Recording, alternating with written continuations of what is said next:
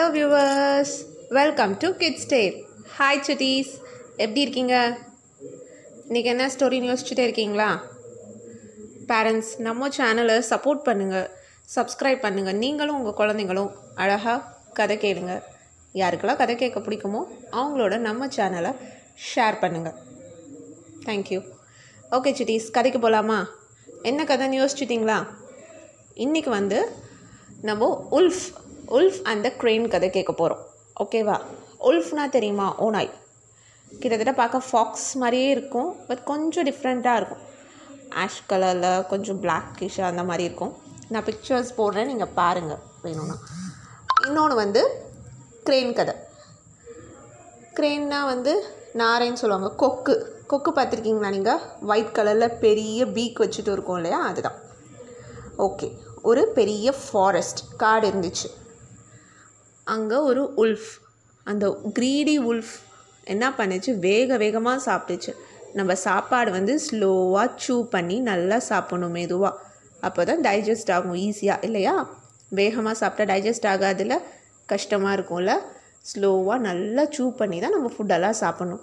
But அந்த wolf என்ன பண்ணுச்சு, வேகமாக அதோட சாப்பாடை சாப்பிட்டுச்சான். அப்போது ஒரு பெரிய எலும்பு துண்டு அதோட தொண்டையில் மாட்டிடுச்சு. அந்த எலும்பு துண்டு நடு தொண்டையில் அப்படியே ஸ்ட்ரக் ஆகி நின்றுச்சு. ஸோ அதால் மவுத்தை க்ளோஸ் பண்ணவும் முடியல, அதை எடுக்கவும் முடியல. ரொம்ப கஷ்டப்பட்டது. என்ன பண்ணுறதுனே தெரியலையா, ரொம்ப கஷ்டப்பட்டுட்டே இருந்துதான். அப்போ தூரத்தில் ஒரு கொக்கு இருந்தது, அதை பார்த்துச்சு இந்த உல்ஃப். உடனே சரி, கொக்குக்கிட்ட போய் ஹெல்ப் கேட்போம், கொக்கால் இதை எடுக்க முடியும்னு சொல்லி வேகமாக கொக்குக்கிட்ட ஓடிச்சான். கொக்கே, எனக்கு கொஞ்சம் ஹெல்ப் பண்ணுறியா? எனக்கு தொண்டையில் இந்த எலும்பு துண்டு போன் மாட்டிடுச்சு. கொஞ்சம் உன்னோட பீக்கை உள்ளே விட்டேன்னா ஈஸியாக எடுக்கலாம். ஏன்னா கொக்குக்கு பெரிய பீக் இருக்கு இல்லையா, க்ரெயினுக்கு ரொம்ப லாங் பீக் இருக்கும். ஸோ ஈஸியாக உல்ஃபோட வாய்க்குள்ளே பீக்கை விட்டு அந்த மாட்டிருக்க எலும்பு துண்டை எடுத்துடலாம்.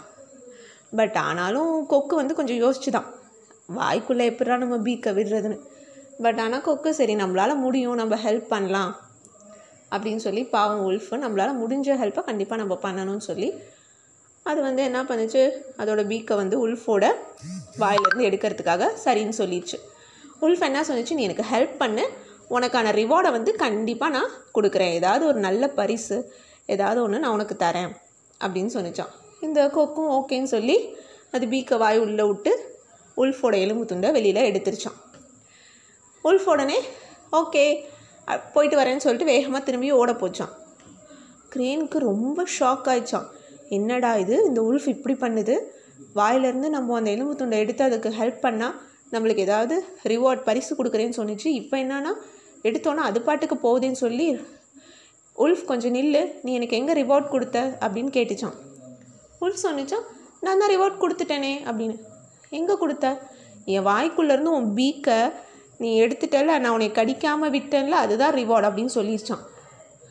கொக்குக்கு ரொம்ப மனசு கஷ்டமாக போச்சான்.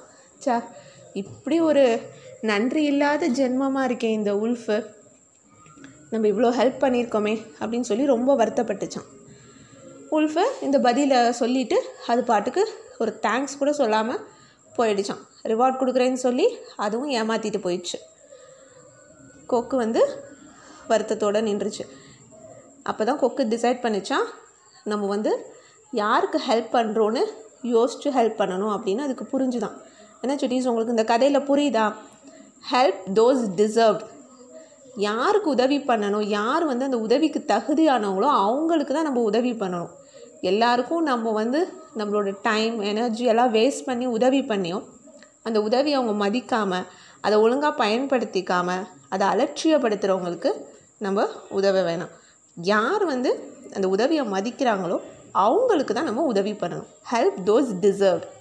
தமிழில் கூட ஒரு ப்ராவர்ப் இருக்குது, பாத்திரம் மருந்து பிச்சை போடு, அந்த மாதிரி இருக்குது. யார் டிசர்வ்டோ அவங்களுக்கு நம்ம ஹெல்ப் பண்ணணும். போகிறவங்களாம் நல்லா இருப்பாங்க, நம்ம வீட்டுக்கெலாம் பெக்கர்ஸ்னால் வருவாங்க இல்லையா, ஏதாவது காசு கேட்பாங்க. நம்ம அம்மா அப்பாலாம் கூட காசு போட்டிருக்காங்கள்ல, அந்த மாதிரி எல்லாருக்கும் நம்ம கொடுக்கக்கூடாது. யாரால் நிஜமாகவே வேலை செய்ய முடியாதோ அவங்களுக்கு நம்ம ஹெல்ப் பண்ணலாம். சும்மா கேட்குறவங்களுக்குலாம் என்கரேஜ் பண்ணக்கூடாது நம்ம, சரியா? யார் உண்மையாகவும் டிசர்வ்டோ அவங்களுக்கு நம்ம ஹெல்ப் பண்ணணும். ஓகே சுட்டீஸ், நீங்கள் பெரியவங்களாகி இப்படி இருப்பீங்களா? இந்த மாதிரி யாருக்கெல்லாம் ஹெல்ப் பண்ணணுமோ உங்களால் முடிஞ்ச ஹெல்ப்பை நீங்கள் கண்டிப்பாக பண்ணணும். ஓகேவா? மோரல் புரிஞ்சுதா? இதுபடி நீங்கள் நடப்பீங்களா? ஓகே. உங்களுக்கு இந்த கதையை வந்து உங்கள் வீட்டில் இருக்க மற்றவங்களுக்கும் ஷேர் பண்ணுங்கள். சரியா? சீக்கிரமாக உங்களை வேறு நல்ல ஸ்டோரியோட மீட் பண்ணலாம். Okay. Until then, tata, take care, bye-bye. See you, cuties.